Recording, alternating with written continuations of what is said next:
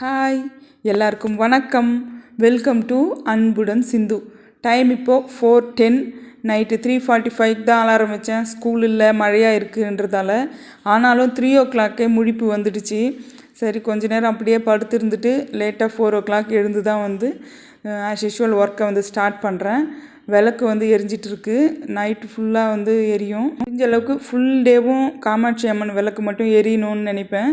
அப்படியே எப்போயாச்சும் தவறி அணைஞ்சிட்டாலும் அதை பற்றி சென்டிமெண்ட்டாக ஃபீல் பண்ணுறதெல்லாம் இல்லை. திரும்பி விளக்கேற்றிட்டு சாமி கும்பிட்டுருவேன். இன்றைக்கி வந்து ஃப்ரைடே, அதனால் வந்து ஃபஸ்ட்டு வீடு மட்டும் பெருக்க போகிறேன். வீடெல்லாம் துடைக்கிற வேலை கிடையாது. வீடு பெருக்கிட்டு மற்ற விளக்கெல்லாம் ஏற்றி வச்சுட்டு சாமி கும்பிட்டுட்டு மெடிடேஷன் பண்ண வேண்டியது தான். குக்கிங் வந்து ரிலாக்ஸ்டாக பண்ணலாம் இன்றைக்கி. அதனால் இன்றைக்கி டைம் எடுத்து கொஞ்சம் நேரம் வந்து தியானம் வந்து அதிகமாக பண்ண போகிறேன். ஸோ ஃபஸ்ட்டு வந்து பூவெல்லாம் மாற்றிடலாம் அப்படின்ட்டு பூ மாற்றிட்டுருக்கேன். இப்போது பூவெல்லாம் பழைய பூ எடுத்துகிட்டு புது பூ மாற்றிட்டு தண்ணி மாற்றிட்டு பிரசாதம் வச்சுட்டு அடுத்தது விளக்கு மீதி விளக்குகள்லாம் ஏற்றிட்டு அப்புறமா கற்பூரம் ஏற்றிட்டு அதுக்கடுத்து வந்து மெடிடேஷன் பண்ண போகிறேன். இந்த பூஜை வேலைலாம் வந்து மேக்ஸிமம் வந்து 10 minutes தான் ஆகும். மொத்தத்தில் எடுத்துக்கிட்டோன்னா பழைய பூ மாற்றி இந்த வேலைகள்லாம் செய்கிறதுக்கு. இதெல்லாம் முடிச்சுட்டு உட்காந்து மெடிடேஷன் பண்ண போகிறேன். வெளியே வந்து போகவே முடியல. பயங்கர காற்று. அந்த காற்றோட சவுண்டை கேட்டாலே கொஞ்சம் பயமாக இருக்குது. அந்த அளவுக்கு காற்று அதிகமாக இருக்குது. அதனால தான் நான் வந்து 3 o'clock முழிப்பு வந்தாலும் அமைதியாக பேசாமல் அப்படியே உட்காந்துட்டு இருந்தேன். பெட்லேயே உட்காந்து கொஞ்சம் நேரம் மெடிடேஷன் பண்ணலான்னு ட்ரை பண்ணிகிட்டு இருந்தேன். ஸோ இன்றைக்கி வந்து சாமியோட அலங்காரம் இது தான். வெளியில் வந்து விளக்கு ஏற்ற முடியாது, கதவே திறக்க முடியல. கதவு திறந்தாலே வீட்டுக்குள்ளே மழை வருது. அந்த அளவுக்கு காற்று மழையாக இருக்கிறதால வெளியில் வந்து வைக்க வேண்டிய விளக்கும் வந்து உள்ளவே வச்சுட்டேன் நான். வீட்டுக்கு வெளியே விளக்கேற்றுறது வந்து குலதெய்வத்தை நினச்சி தான் வந்து ஏற்றுவோம். அதாவது நம்மளுடைய குலதெய்வம் வந்து நம்மளுக்கு காவல் தெய்வமாக நம்ம வீட்டுக்கு வெளியவே இருந்து நம்மளை காவல் காக்கும். அப்படின்றதால தான் வந்து வீட்டுக்கு வெளியில் வாசல் படியில் வந்து விளக்கேற்றி வச்சு குலதெய்வத்தை நம்ம வந்து கும்பிடுவோம். ஸோ இன்றைக்கி வந்து கதவே திறக்க முடியாத அளவுக்கு பயங்கரமான காற்று மழை இருந்தாலும் கற்பூரம் ஏற்றுறதுக்கு முன்னாடி கதவை மட்டும் லைட்டாக திறந்து பார்க்கலாமே அப்படின்னு பார்த்தா வீட்டுக்குள்ளே பயங்கரமாக மழை வருது. அதனால் உடனே க்ளோஸ் பண்ணிட்டேன் கிரில்லை கூட. கதவை மூடுறதுக்கு முன்னாடி இவன் வந்து குறுக்க நின்றுட்டான். இவனோட பேர் வந்து சிட்டி. வெளியில் போகிறதுக்காக ரெடியாக வெயிட் பண்ணிகிட்ருக்கான். ஸோ உள்ளே வர சொன்னாலும் வரல. கதவு மூடுற மாதிரி பண்ணதுமே உள்ளே வந்துட்டான். வெளியில் பாருங்கள், கரண்ட் இல்லாததால் பயங்கர இருட்டாக தெரியுது. மழை காற்றும் வந்து உங்களுக்கு கேட்கும்னு நினைக்கிறேன் சவுண்டு. தலையில் துணியை 10 நிமிஷம் 1/4 மணி நேரம் கட்டி வச்சுட்டு இருந்துட்டேன். ஸோ ஒரு 10 நிமிஷம் இருந்தால் போதும். எடுத்துகிட்டு நல்லா வந்து தொடச்சி விடணும். அப்படியே வச்சுட்டு கூட மணிக்கணக்கில் வந்து சமையல் பண்ணுறவங்கள நிறைய பேர் பார்த்துருக்கேன். நானுமே சில சமயம் அந்த மாதிரி செஞ்சுருக்கேன். அப்புறமா தலை வலிக்குது அப்படின்னு வந்து ரொம்ப கஷ்டப்படுறது நம்ம தான். அதனால் டைம் எடுத்து ஒரு 10 minutes இல்லை 15 minutes வரைக்கும் தலையில் துணி கட்டி வச்சுட்டு அடுத்து நல்லா தொடச்சி விட்டுட்டு நம்ம வந்து அடுத்த வேலையை பார்க்க போகலாம். சின்னதாக ஒரு கிளிப்போ இல்லை நல்லா ஆற வச்சுட்டு நம்ம வந்து அடுத்த வேலைகள் செய்யலாம். வெயில் இருந்ததுன்னா வெயிலில் வந்து நல்லா ஆற்றிக்கலாம். கற்பூர ஹாரத்தி காட்டி முடிச்சுட்டு மெடிடேஷன் பண்ணிவிட்டு அடுத்து வந்து சிவபுராணம் பாடலான்னு நினச்சேன். ஏன்னா வீட்டில் எல்லாருமே வந்து நல்லா தூங்கிட்டுருக்காங்க.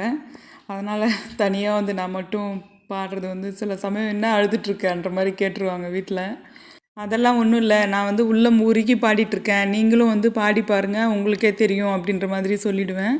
அதனால் முதல்ல மெடிடேஷன் பண்ணிடலாம். சிட்டியை வந்து பால்கனியில் தான் விட்டுருவோம் நைட் ஃபுல்லாக. இப்போ வந்து பயங்கர காற்று மழையாக இருக்கிறதால வந்து ரூமில் விட்டுருந்தோம். அது என் கூடவே வந்து சுற்றிட்டுருக்கு. திரும்பி எடுத்துன்னு போய் ரூமில் வச்சு மூடிட்டேன். பகலில் அதாவது வெளிச்சத்தில் பண்ணுறப்போ வந்து கண் கூசுகிற மாதிரி இருக்கும். நம்ம கண்ணை வந்து மூடுறப்போ அந்த இருட்டு வந்து சரியாக வந்து நம்மளுக்கு இதுவாக இருக்க தெரியாது. அதனால் வந்து நான் லைட் ஆஃப் பண்ணிவிட்டு தான் வந்து பண்ணுவேன். இந்த விளக்கு வெளிச்சத்தில் வந்து நம்ம மெடிடேஷன் பண்ணுறப்போ அது ஒரு ரம்மியமாக இருக்கும். அந்த ஃபீல் எப்படி இருக்கும் அப்படின்னா இட்ஸ் பியூர்லி டிவைன் அப்படின்னு மட்டும்தான் சொல்ல முடியும். ஏன்னா எல்லாத்தையுமே எக்ஸ்பீரியன்ஸ் பண்ணால் தான் வந்து நம்மளுக்கு வந்து தெரியும். நிறைய காஸ்மிக் பவர் வந்து கிடைக்கும். அதனால் எல்லாருமே தியானம் எப்படி பண்ணுறதுன்னு கற்றுக்கிட்டு நிறைய இடங்கள் இருக்குது கற்றுக் கொடுக்கறதுக்கு. நம்ம தயாராக இருக்குமா அப்படின்றது தான் கொஷின். ஸோ கற்றுக்கிட்டு கொஞ்ச நேரமாவது மெடிடேஷன் பண்ணுங்கள். நிறைய டைம் எடுத்து மெடிடேஷன் பண்ணேன் இன்றைக்கி. பண்ணி முடித்த பிறகு இப்போ ஆல்மோஸ்ட் 6:30 ஆகிடுச்சின்னு நினைக்கிறேன். ஸோ 6:30க்கு தான் நான் வந்து கிச்சனுக்கு வந்தேன். இங்கே வந்து பார்த்தோன்னா தண்ணி பிடிச்சி வச்சுருக்காங்க. ஏன்னா நைட்லேருந்து கரண்ட் இல்லை அப்படின்றதால சமையலுக்கு தண்ணி இல்லாமல் போயிடும். ஆர்ஓவுக்கு வந்து கரண்ட் இருந்தால் தான் வந்து ஆர்ஓவில் தண்ணி வரும், கரண்ட் சப்ளை இருக்கும். ஸோ அதனால் வந்து சமையல் தண்ணியெல்லாம் ஹஸ்பண்ட் வந்து பிடிச்சி வச்சுருக்காரு. பாலும் ரசமும் இருக்குது அங்கே. ஸோ நைட்டு வந்து வெங்காயமும் உருளைக்கிழங்கும் வாங்கிட்டு வந்தாங்க, அதெல்லாம் வந்து இங்கே ஆற வச்சுருக்காரு. இங்கேயும் வந்து தண்ணி ஃபுல்லாக பிடிச்சி வச்சுருக்காங்க, குடிக்க தண்ணி இல்லாமல் போயிட போகுது அப்படின்ட்டு. ஓகே, இன்றைக்கி நம்ம ரிலாக்ஸ்டாக தான் சமைக்க போகிறோம். சமைக்கிற சாப்பாடு ஃபுல்லாக டேஸ்ட்டாக நல்லா ஹெல்த்தியாக மாறணும்.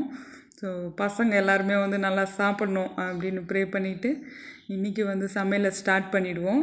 ஃபஸ்ட்டு ஆஸ் யூஷுவல் பால் காய்ச்சிட்டு டீ வந்து வச்சுட்டு போகிறேன். ஏன்னா இன்றைக்கி வந்து ட்ரை ஃப்ரூட்ஸ் மில்க் ஷேக் கிடையாது. ஏன்னா நைட்டே தெரிஞ்சிடுச்சு ஸ்கூல் இல்லை அப்படின்னு. ஸ்கூல் இல்லைன்னா கொஞ்சம் லேட்டாக தான் எழுந்துப்பாங்க.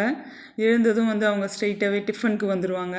அதனால் வந்து மில்க் ஷேக்கை கட் பண்ணிவிட்டு இன்றைக்கி சூடாக டீ ரெடி பண்ணி குடிச்சிட்டு அடுத்து தான் வந்து குக்கிங் வேலையெல்லாம் வந்து பண்ண போகிறேன். பொங்கல் செய்கிறதுக்கு பச்சரிசியும் சிறுபருப்பும் ஊற வச்சுருக்கேன். இது சாதத்துக்கு அரிசி. இது வந்து பருப்பு வந்து சாம்பார், முள்ளங்கி சாம்பார் பண்ணுறதுக்காக ஊற வச்சுருக்கேன். இப்போ வந்து சாதமும் பருப்பும் வச்சுட்டு பக்கத்துலேயே வந்து முள்ளங்கி சாம்பாருக்கும் வந்து நான் மண்சட்டி வச்சு தாளிச்சிட்டேன். மிளகு, சீரகம், காஞ்ச மிளகா தாளிச்சிட்டு அடுத்ததாக வெங்காயம் வந்து சேர்த்துட்டேன்.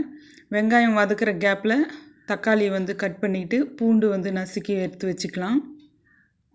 வெங்காயத்துக்கு வந்து கொஞ்சம் உப்பு போட்டு நம்ம வந்து ஃப்ரை பண்ணோம் அப்படின்னா கொஞ்சம் நல்லா ஈஸியாக சீக்கிரமாக வதங்கிடும். நல்லா வந்து கோல்டன் ப்ரௌன் ஆகணும். எல்லா சமையலுக்கும் வந்து என்ன டிஷ் பண்ணாலுமே ஆனியன்ஸ் வந்து நல்லா கோல்டன் ப்ரௌன் ஆகிற வரைக்கும் நம்ம வதக்கணும் அப்படின்னா அந்த டிஷ் வந்து ரொம்ப டேஸ்டியாக இருக்கும். இதுவுமே வந்து நல்லா வந்து வதங்கி வந்துடுச்சு, ஆனால் அடி பிடிக்காமல் வதங்கி வந்திருக்கு. இப்போ வந்து தக்காளியை சேர்த்துட்டு வதக்கிடலாம். தக்காளி வதங்கிறதுக்குள்ளே பூண்டை நசுக்கி நம்ம சேர்த்துடலாம். ஏன்னா வெங்காயத்தோடு சேர்த்தாலே ரொம்ப ஃப்ரை ஆகிடுது பூண்டு. அதனால் வந்து இந்த டைமில் வந்து நம்ம சேர்த்துக்கலாம். பூண்டு சேர்த்து நல்லா வதக்கி தக்காளியும் வந்து நல்லா வதங்கி வந்த பிறகு நம்ம வந்து முள்ளங்கி ஆட் பண்ண போகிறோம். இது வந்து சாம்பார் நான் எப்படி பண்ணுறேன் அப்படின்றத தான் உங்கள்கிட்ட ஷேர் பண்ணிக்கிறேன். எல்லாருக்குமே சாம்பாரோட ரெசிபி தெரிஞ்சு தான் இருக்கும். ஸோ ஒருத்தர் ஒரு மாதிரி செய்வாங்க. நான் எப்படி செய்கிறேன் அப்படின்றத தான் வந்து உங்கள் கூட ஷேர் பண்ணியிருக்கேன். பூண்டு இடித்த கையோடு அந்த கல்லையும் கழுவி வச்சிட்டோன்னா கடைசியில் நிறைய பாத்திரங்கள் நிறைய ஐட்டம் கழுவுறதுக்கு இருக்காது. அடுத்து முள்ளங்கி கொஞ்சம் வதங்கினதுமே 2 ஸ்பூன் வந்து குழம்பு மிளகாய் தூள் வீட்டில் அரைச்சி வச்சுருக்கிறது அதை சேர்த்துட்டு நல்லா கலந்து விட்டுட்டு அதுக்கடுத்து தேவையான அளவு தண்ணி விட்டு கொதிக்க வச்சிடலாம். முள்ளங்கி கொஞ்சம் வெந்த பிறகு புளி வந்து கரைச்சி நம்ம வடிகட்டி அதில் சேர்த்துக்கணும். எங்கள் வீட்டில் வந்து புளிப்பு கம்மியாக சாப்பிடுவோம், அதனால் ரொம்ப கம்மியாக வந்து புளி ஊற வச்சுருக்கேன். இதை கரைச்சி சாம்பாரில் சேர்த்துடலாம். அடுத்து வாழைக்காய் ஃப்ரை பண்ணுறதுக்கு மிளகாய் தூள், மஞ்சள் தூள், உப்பு எடுத்து வச்சுருக்கேன். அதில் கொஞ்சமாக தண்ணி விட்டு கலந்துட்டு அதுக்கடுத்து வந்து வாழைக்காவை தோல் சீவி இந்த மாதிரி ரவுண்டாக கட் பண்ணிவிட்டு அந்த மிளகாய் தூளில் வந்து சேர்த்துட்டு நல்லா வந்து கலந்து விட்டுடலாம். இது கலந்து வச்சுட்டு அதுக்கடுத்து வந்து நம்ம பருப்பை வந்து கடைஞ்சி சாம்பாரில் சேர்த்துக்கலாம். முதல்ல மிளகாய்த்தூள் மசாலாவை நம்ம ரெடி பண்ணிக்கிட்டு அதுக்கடுத்து வந்து வாழைக்காயில் கலந்தோன்னா ஈவனாக வந்து நல்லா ஸ்ப்ரெட் ஆகிடும். பருப்பை கொஞ்ச நேரம் ஊற வச்சுட்டு அதுக்கடுத்து வேக வச்சதால் நல்லா சாஃப்டாக வெந்துடுச்சு. நம்ம அப்படியே வந்து குக்கர்லேயே கடைஞ்சிட்டு இப்போ நம்ம சாம்பாரில் வந்து சேர்த்துக்க வேண்டியது தான். சாம்பாரில் சேர்த்த பிறகு நல்லா வந்து கொதி வரட்டும். சில பேர் வந்து கொதிக்காமல் ஆஃப் பண்ணிவிடுவாங்க. அந்த மாதிரி செஞ்சால் வந்து டேஸ்ட் வந்து அந்தளவுக்கு இருக்காது. சாம்பாரில் வந்து பருப்பை சேர்த்த உடனே அடுத்து நம்ம வந்து தேவையான அளவு தண்ணி ஊற்றி அதை கன்சிஸ்டன்சி அட்ஜஸ்ட் பண்ண நம்மளுக்கு தகுந்த மாதிரி. சில பேர் தண்ணியாக வந்து சாப்பிடுவாங்க, சில பேர் திக்காக சாப்பிடுவாங்க. அவங்கவுங்களுக்கு தகுந்த மாதிரி நம்ம தண்ணி விட்டுட்டு அதுக்கடுத்து நல்லா வந்து கொதிக்க வைக்கணும். சாம்பார் கொதிக்கிறதுக்குள்ளே குக்கரில் அரிசி பருப்பு ஊற வச்சுருந்ததை வச்சு பொங்கலுக்கு ரெடி பண்ணிடலாம். சாம்பார் வந்து நல்லா கொதிக்க ஆரம்பிச்சிடுச்சு. இந்த டைமில் பெருங்காயமும் கொத்தமல்லியும் சேர்த்து கலந்து விட்டுட்டு ஸ்டவ்வை நம்ம ஆஃப் பண்ணிடலாம். சூடான சுவையான சாம்பார் ரெடி ஆகிடுச்சு. ரொம்ப ரொம்ப நல்லாயிருக்கும் இந்த மெத்தடில் வந்து சாம்பார் செய்கிறப்போ. நீங்களும் ஒரு தடவை ட்ரை பண்ணி பாருங்கள். ஸ்டவ் ஆஃப் பண்ண பிறகும் ஆஸ் யூஷுவல் கொதிச்சிட்ருக்கு. ஸோ கொத்தமல்லியை நல்லா கலந்து விட்டுட்டு நம்ம வந்து ஸ்டவ்லேருந்து இறக்கி வச்சுட்டு அடுத்ததாக வாழைக்காய் வந்து ஃப்ரை பண்ணுறதுக்கு வந்து பேன் வச்சிடலாம். பிரேக்ஃபாஸ்ட்டுக்கும் லஞ்சுக்கும் இந்த சாம்பார் தான்.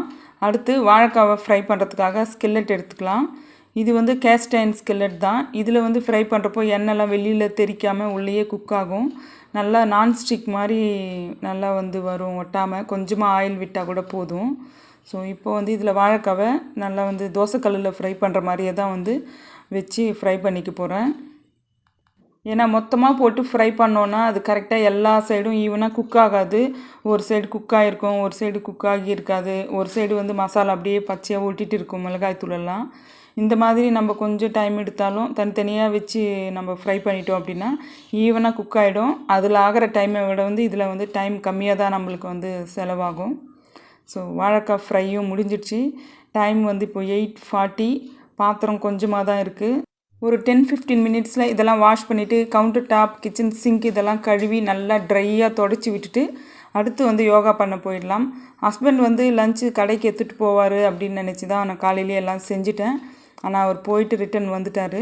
ஸோ வீட்டில் தான் வந்து லஞ்ச் மதியம். இன்றைக்கி லஞ்ச் மெனு என்ன அப்படின்னா ஒயிட் ரைஸ், சாம்பார், ரசம், வாழைக்காய் பொரியல். பிரேக்ஃபாஸ்ட்டுக்கு பொங்கல் அண்ட் சாம்பார். அவ்வளோதான். இன்றைக்கி சிம்பிளாக முடிஞ்சிடுச்சு சமையல். சீக்கிரமாகவும் முடிஞ்சிடுச்சு. வெளியில் பார்த்தோன்னா மழை வந்து லேசாக தான் தூரிகிட்ருக்கு. அப்பப்போ வேகமாகவும் அப்பப்போ லேசாகவும் தூருது. ஸோ எல்லாமே வந்து கிச்சன் எல்லாம் வந்து ட்ரையாக தொடச்சி விட்டுட்டோம். வாஷ் பண்ண இந்த கேஸ்ட் அயர்ன் ஸ்கில்லட்டை நல்லா வந்து ஸ்டவ்வில் வச்சு நல்லா சூடு பண்ணிடணும். தண்ணி சுத்தமாக இல்லாமல் ட்ரை பண்ணிவிட்டு தான் வந்து எடுத்து வைக்கணும், இல்லைன்னா துரு பிடிச்ச மாதிரி ஆகிடும். அப்படியே நம்ம வந்து லைட்டாக ஆயில் விட்டு சூடு பண்ணிட்டோம் அப்படின்னா நான்ஸ்டிக் மாதிரி எப்போவுமே இருக்கும்.